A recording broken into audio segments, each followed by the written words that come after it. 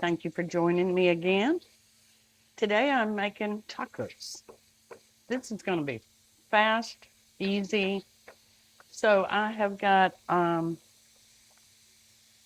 a pound of ground beef. Uh, you can use ground turkey or ground chuck, ground round, but this was the least expensive of all of them. And I like the flavor of the ground beef. And so I am just cooking it up. I've also got my oven preheated to 325 so that I can put my shells in. And I'm going to show you what I'm using to make it so much faster. Let me get this crumbled up. I like it crumbled up real good for a taco so there's not big chunks. So I like my wooden spoon. And I just scramble it up really, really good. It doesn't take but a few minutes.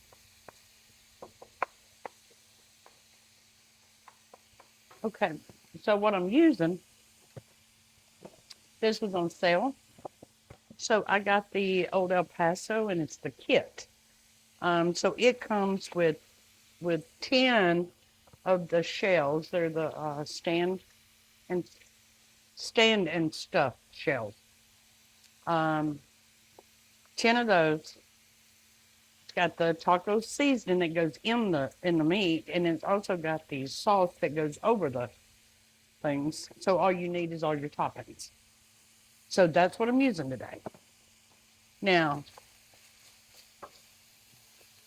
there's virtually no grease in my pan, so I'm like, did they get it mixed up?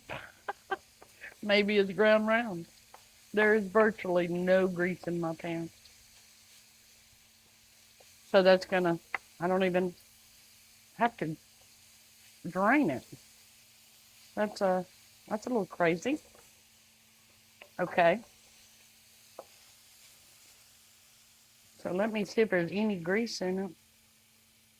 Yeah, I don't even have to drain it. Wow.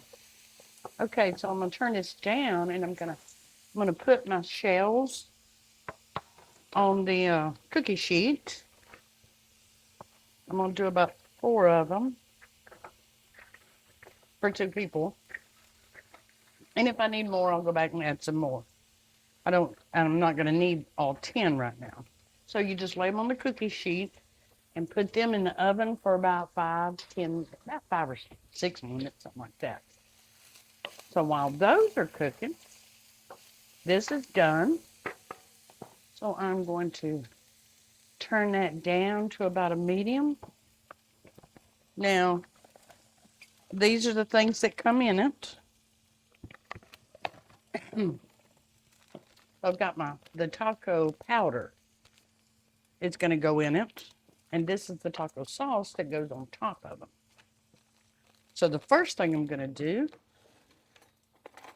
get me a knife and open this. I'm going to open this. This just makes it so much easier. Now you can make your own. I do that sometimes, but this was on sale, so I come out a lot less expensive this way. So I'm going to sprinkle. Can you see what I'm doing? Okay, I'm going to sprinkle that around. And now I'm going to add 3/4 of a cup of water. And we're going to let that simmer.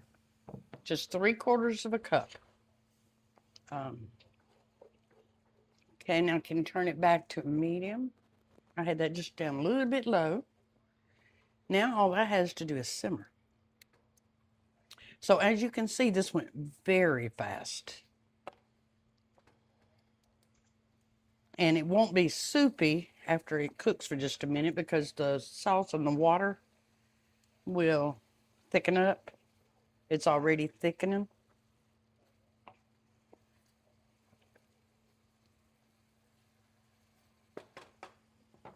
Okay. Now I'm going to let those shells bake for about another 5 minutes. So I'll be back then. Okay, so I've let my shells bake for about 5-6 minutes, something like that. The meat is done. I've already got everything else here, so let me take these out of the oven. You know, for years, I did not know, because I didn't read the instructions, I didn't know you needed to put them in the oven, but it really makes a big difference. So, let me take a couple of these. Now, can you see what I'm doing here? Okay. So, I am going to get me a little bit on my spoon here. Spread that out in there real good. And I'm going to show you another thing I do to make things go a lot faster when I'm cooking. Give me just a minute here. You can put as, you know, if you've got a lot of people to feed, just add a few more vegetables instead of a whole lot of meat. Okay, so I've just laid some in there like that. And these are the stand-up shells. I love that. When I don't have those, I use these, which holds them up also. Handy little things. Now, what I do is I keep jars already chopped up in my refrigerator. So when I'm cooking, I can just grab what I need. So like if I'm cutting a tomato, I go ahead and chop it, put it in a mason jar, put it in the refrigerator. My onions, I have a little trick because no matter what you put them in, it still seems like it's going to, you know, smell your refrigerator up. So what I have found is if I take a small piece of a paper towel and put it over it first and then put the lid on, there is virtually no smell in my refrigerator. So I already have my tomatoes chopped, my onions are chopped, and I've got my sauce. I poured it in a small bowl, and my cheese. We're not having lettuce on it today. There seems to be some problems with some lettuce right now, and I don't take chances, so there's going to be no lettuce in my house for a little while. So what I do is I want the cheese closest to the meat so that it starts to melt. So I'm going to put me some cheese on there first.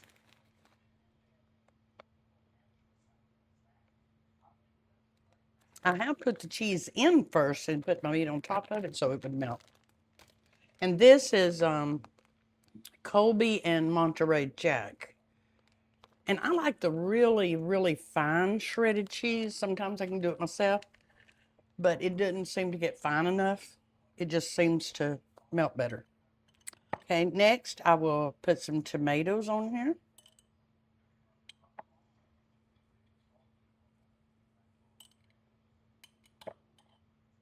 I also do the same thing with taco salad. All I do is crumble my shells up.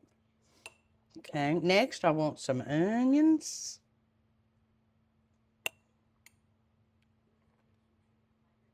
Put me some onions on there. And then I will take my spoon and I'm going to spoon over a little bit of the sauce here.